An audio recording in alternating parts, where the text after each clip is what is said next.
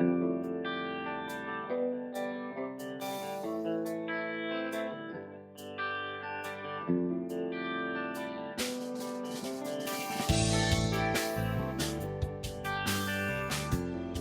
want to welcome everyone to the 2015 edition of the SU Research Day and Innovation Showcase. This is our third annual edition of this particular event. We appreciate everyone being here. Special thanks to our provost, Dr. Diane Allen, who is on her way here from a meeting at the system office, so she should be here, she said, in probably 15 or 20 minutes. So special thanks to Dr. Allen and the rest of the exec staff and the president, Dr. Janet Dudley-Eschbach, for her support of this event and research and scholarship on this campus. We really appreciate everything that they do for us. For our next presenter, we have Dr. Stephen Habay from the chemistry department here at SU. The title of his presentation is Adventures in Undergraduate Organic Synthesis. Thank you. I want to thank everybody for coming out today, and I want to thank my dean, Karen Olmsted, for the invitation to talk today and tell you a little bit about what's going on in the chemistry department and in my laboratory. So there's a few pictures up here of some of my students over the years, and I want you to take a look at these people because these are your future pharmacists, future physicians, future scientists, and dentists, and they really need to be capable people, and they really need they do, right? They're going to take care of us. And so, there's something about undergraduate research that I think is really valuable for a college education. And there's something that adds to just classroom teaching that you really, really need. And I think it is one of the most important parts of a student's education here. And so, although we want to train students, I want to also have very good, very interesting problems for them to work on. That I think are important. And so I'm a synthetic organic chemist, and what that means, or the way I think about that, is I think of myself as kind of a molecular engineer.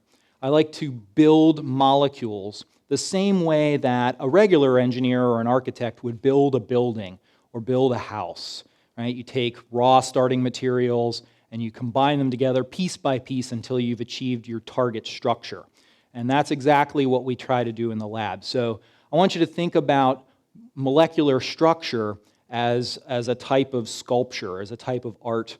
And we're putting these things together the same way that you would something that you can actually see with your eyes. So I have a molecule up on the screen there that's rotating. That's Taxol. It's not a molecule that I work on, but it's a very well-known anti-cancer compound that is used predominantly for ovarian cancer. And if you look at this thing, I look at this molecule and I see how complex it is and how wonderful its structure is and all the little details that are present there.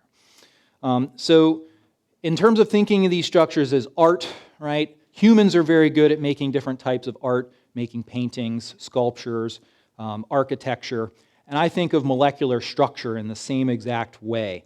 And just to give you an idea of some of the beauty and some of the complexity of molecular structures in nature. This is just one example where we have Streptomyces, which is a type of bacteria. And this stuff is a molecule factory. It builds some of the most beautiful, complicated molecules known to man. These are all antibiotic molecules. So this thing is under constant attack by other microorganisms, and it constantly produces these chemical weapons to protect itself. And so humans are trying to weaponize these molecules against microorganisms themselves, to use them as antibiotics to prevent microorganisms from invading our bodies. And so if you look at the picture on the right there, you'll see these blue droplets. This is literally antibiotic that is being oozed out of these bacteria. So it's producing this blue-colored antibiotic. And so if you think about humans as very good artists making very beautiful things, you can think of other living organisms like bacteria, like plants, that can make beautiful structures as well. And so I want to talk about two different projects that are going on in my lab and give you a little bit of an idea of how we do organic chemistry, or how organic synthesis takes place. And so just as you would build a building or build a piece of sculpture, you have to have some kind of plan in place. And so when we come up with a project, we have a target molecule that we want to make. I'm again using Taxol as an example here. You need to have a plan. And so you're going to break this molecule down piece by piece into tiny little fragments of things that you can buy from a chemical company or that you can make in the laboratory. And you're going to assemble these very small pieces one step at a time until you've built up the molecular structure to the exact target that you want. And this is really tricky because you have to not only assemble the pieces, but get every single atom pointing in the exact direction in space that you want it to go. And so this is a very, very challenging thing to do. And so it really does start with mixing chemicals in a flask. So we are mixing the chemicals in the right amounts for the right amount of time at the right temperature, and the molecules just click together. I don't do any of the work. I just put everything in a flask and the molecules know what to do, right? And these things are not alive, right? They're just tiny fragments, and they know how to click together to form new bonds, new molecules. And so once we make our new molecules, we have to isolate them, and that's where we spend a lot of our time. We have to separate the molecules from the mixture. And so we use techniques like extraction. And then we remove the solvents by using an instrument called a rotary evaporator. And after that, we get this goop or this solid stuff that we have to then purify to isolate the final compounds. And so you can do this by hand, or luckily, we have an automated instrument in our department that does this for us, so we can just inject our goop into this instrument and out pops a pure molecule at the end. And then since you can't see any of these molecules that you make, you have to have a way to identify them. And so we use largely this technique called NMR spectroscopy, which is the base technology behind MRIs. So if you've ever had an MRI, you have basically been in an NMR instrument. You were the sample that went into the instrument, right? And so we don't get an actual image of the molecules out from an NMR, but we get something called a spectrum. And so we teach our sophomores how to interpret these graphs so that they can identify that we did indeed make the correct molecule. And every molecule has its own unique spectrum. So if you learn how to interpret this information, you can prove without doubt that you made the correct molecule. And so this is what you do. But the thing that you have to remember is you have to do this for every single step in your synthesis plan. So you do one chemical reaction, you go through this cycle. Then you do the next chemical reaction and you go through this cycle over and over again until you've reached your final product. And it's a lot of work, but it's also a lot of fun too. Now, I wanted to talk about two projects. The first project has to do with drugs that interact with the brain. And so I've been interested in drugs that interact with the brain for a very long time. And what I found out through the years is that there are a lot of biomedical researchers that are doing really great work and trying to understand different diseases, different conditions that exist in the brain, like Parkinson's or Alzheimer's or migraine headaches, and trying to find ways to help treat these diseases. And so they really need access to drugs and pharmaceutical compounds in order to do these studies, in order to understand how these diseases work. And the problem with using these drugs is that they're really, really expensive. So a few milligrams of a drug can be over $1,000. Okay, so these things are really, really expensive. So what they really need are collaborators that are willing to spend time and resources making these molecules for them. So biologists and biochemists are not organic chemists. They don't make molecules. So they need a collaborator that will do that. And that's one of the things that I am trying to do. And so I got interested in migraine drugs, and one of the new classes of migraine drugs that are coming through the pipeline now, there are none of these that have come to market yet, but these are called CGRP antagonists. And these molecules basically prevent blood vessels from dilating. So one of the causes of migraine is that you have blood vessels in your brain that dilate or expand, and that irritates nearby nerves, and that causes the pain from a migraine. And so if you can shut off this blood vessel dilation, you can prevent the nerves from being irritated, and so you can effectively shut down all the symptoms of migraine. And so I was looking at some structures to make here, and I was at a faculty mixer a few years ago between the chemistry and the biology departments, and we were standing around drinking coffee and eating cookies and talking to each other. And I went around kind of like a drug dealer, like, hey man, you need anything? I can hook you up, right? And so, sure enough, one of my colleagues in biology, Victor Muriel, he's a vascular biologist, and he is studying blood vessel dynamics. And so he asked if I could make this molecule that you see on the screen here. And don't worry about understanding the structure of the molecule. Just take note that it's a pretty big molecule. It's kind of complicated. And he asked if we'd be able to make this stuff. And we started looking into it. And so there is a published recipe for making this drug. And so we started working on that published recipe. And we soon got very frustrated with it. It's like any of those bad recipes that you try in your kitchen and they just don't turn out the way that you think they will. And so all these problems started popping up. Yields are lower than expected, side reactions, we can't find data in the papers, and so all these problems. So we just got frustrated and we decided, you know what, we're going to try to come up with our own way of making this molecule. And so that's what we did. So we decided that we were going to break this molecule down into smaller pieces that we could assemble or buy and put them all together to make the final structure. And so we spent a little over a year doing this, and we've been successful. We finally made the final compound, and we've been able to give Dr. Muriel some of that compound to test right now. And so I just wanted to summarize what we've been able to do with this particular project. First, we shortened the synthesis from 15 to 11 steps, so we saved 4 steps worth of work. We were able to boost the overall efficiency of the synthesis by over 30%. We eliminated pretty much every side reaction that we encountered in this process. We're filling the data gaps, pieces of information that are missing from the literature. We're finding those pieces of information, and we hope to provide that information to other researchers that want to make this drug.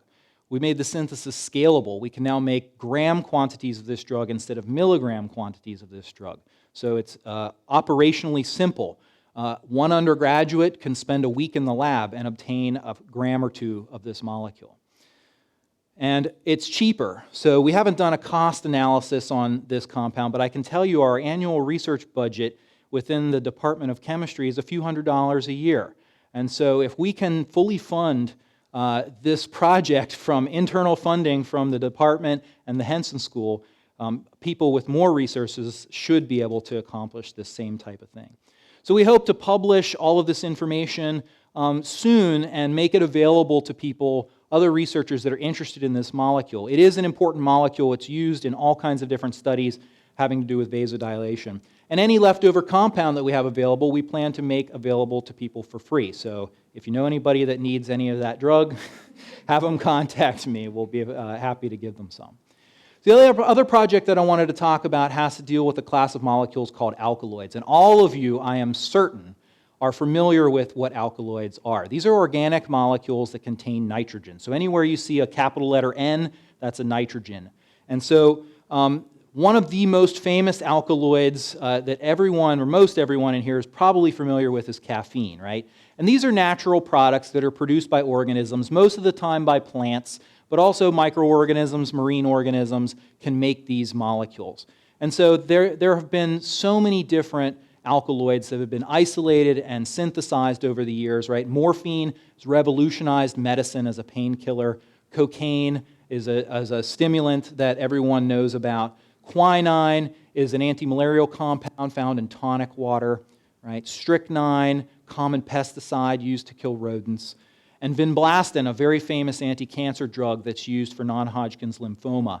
And this thing, look at that molecule, look at that structure. It's so complicated and so beautiful and intricate. And this is made by the Madagascar periwinkle plant. I don't understand why the plant needs to make this molecule as complicated as it does, but I'm glad it has done that because it is incredibly valuable to humans. Okay, so I'm interested in not these alkaloids, but I'm interested in other alkaloids that you've probably not heard of. They're well known within the chemistry community, but not necessarily to the general public. And these are called fused bicyclic alkaloids. So if you look up on the top row, all those structures in blue, you got 2 hexagons stuck together, and you have a nitrogen atom in it. On the bottom row, you see these pentagon and hexagon stuck together with a nitrogen in it. And these molecules have a wide variety of medicinal properties, just like I showed you on the previous slide. They go everywhere from anti-cancer to lowering your blood pressure to preventing blood clots, reducing pain. There's a ton of medicinal properties here that we could exploit. So what if you could come up with a method that you could basically make any of these molecules or any other molecule that contains these core structures? The idea being that you could derivatize these core structures with all kinds of different groups, and you could make libraries of potentially medicinal compounds that you could screen for biological activity. And so that's what we've been working on. We've been working on doing this. And so in graduate school, I got into some nitty-gritty details with certain molecules, and this is one of them that I got interested in. It's called Oxazol. It's a little pentagon molecule that has a nitrogen, an oxygen, and 3 carbon atoms in it. And there are so many ways of making these molecules. There are many that are commercially available. There are hundreds that are available from chemical suppliers. And this has a long history of chemistry and organic synthesis. And so here's 2 books I have in my office right now that are just about the chemistry of oxazoles. Okay, so these things are so readily available and so well studied. I didn't think that I could really kind of use this because this is so well studied. I didn't think I could make any contributions in this area. But it turns out that if you just do one chemical reaction with these things, you add an extra group onto the ring, it turns it into this thing called an Oxazolium salt. And these are much less common in the chemistry community. There aren't a lot of people studying these things. In fact, the only people that have studied these things are either retired or dead. So I'm pretty much got free reign of this area and looking at these Oxazolium salts. And they have completely different chemical and physical properties. Okay, you can do all kinds of new chemical reactions that you couldn't do with oxazoles in the past. And so we thought we could use, there's that little nitrogen in the Oxazolium salt there, right? We thought we could use that to install the nitrogen atoms in our alkaloids that we want to make. So we came up with a general plan for doing this, and we take our general product, we can make that from an Oxazolium salt, and these Oxazolium salts can be made from simpler chemicals called acid chlorides and isonitriles. And I thought this was a really good plan because this is easy chemistry to do, but there was one thing I was really worried about, and that is this chemical on the end, the isonitrile. If you read about this chemical in the literature, you read some of the most horrifying things about these molecules. Here's just one quote from the Journal of Organic Chemistry. They say that isonitriles are the Godzilla of smells. You can't believe how awful they smell. They make you want to vomit your guts out instantly. Right? In fact, they've used this in non-lethal weaponry. So I'm thinking to myself, college students working with non-lethal weaponry.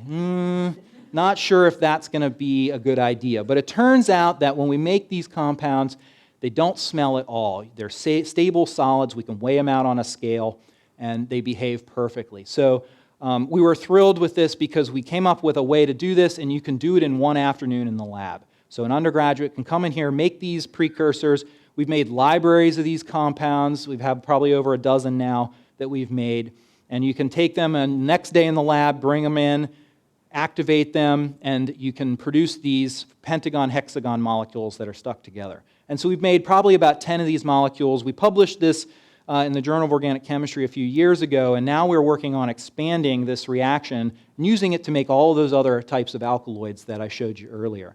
And so we can change the ring sizes. We can make, instead of hexagons stuck together, we can make 2 pentagons stuck together, or we can make a pentagon and a heptagon stuck together. And we can change the overall structure of the molecule, and that will change their function.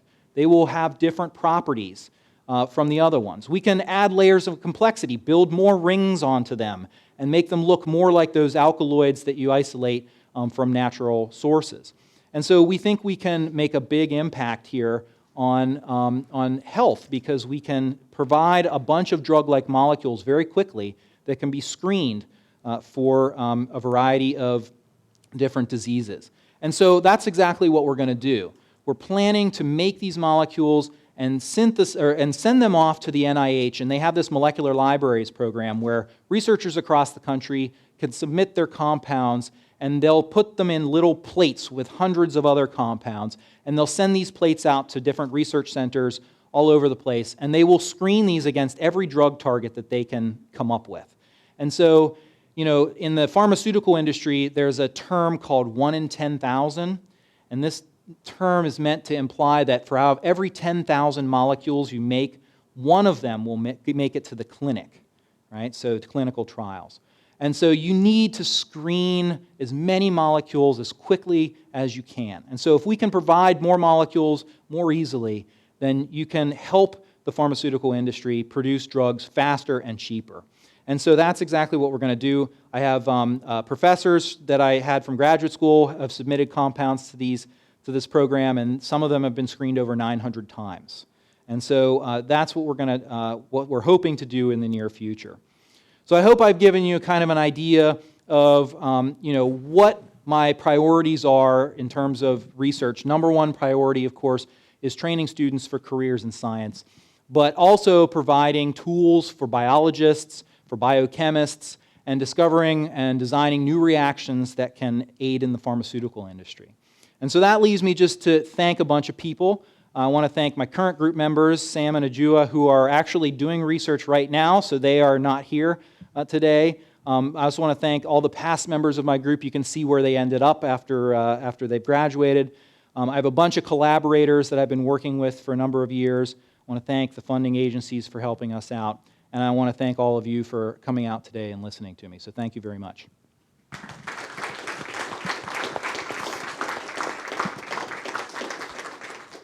So really nice stuff. So let's say that you come up with this molecule cures migraines and poverty and world peace as well.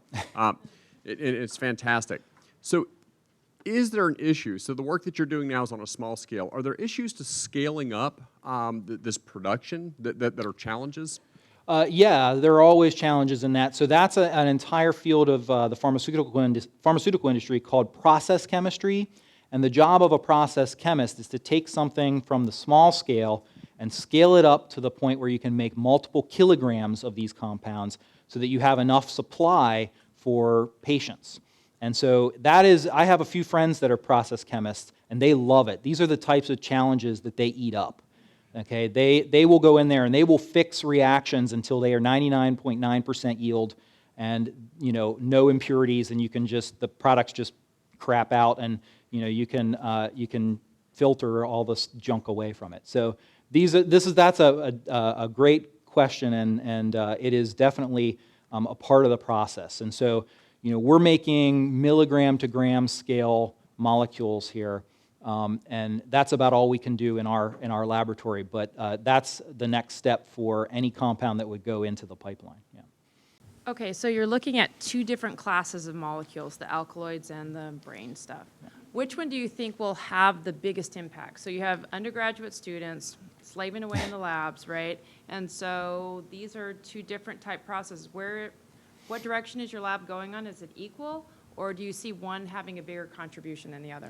Well, the migraine project really came out of Victor. I mean, he was the one that got us started on that. He needed the compound, and I thought I could train some students, and they got really interested in migraine drugs. And so I think that project will probably kind of go to the sidelines, and we're going to focus on making the libraries of alkaloid compounds.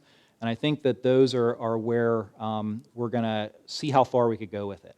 So I have not filed a patent on the method for making them. So I want people to use my chemistry, and I feel like if you have to pay a royalty, you're limiting people and also making money off of process patents is very difficult anyway. But if we submit a compound to the NIH, and let's say by some miracle we actually get a hit, the NIH will let you know, and you'll have a year to file a patent. And so they allow you that ability, which is another great thing. But of course, you have to move fast because everything you do with NIH is public. And so if somebody sees you have a hit, right, they might look at that and start going after that as well. And I can't compete with Merck or Pfizer or anybody like that. I'm not trying to do that, right? I'm just trying to enable those people to do their work more easily. All right, thank you very much.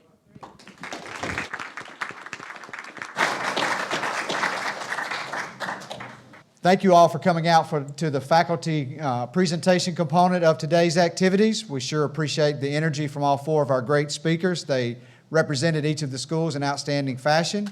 Thank you all for attending. We look forward to having you at next year's event, and please join us in the atrium for the showcase component of today's activities.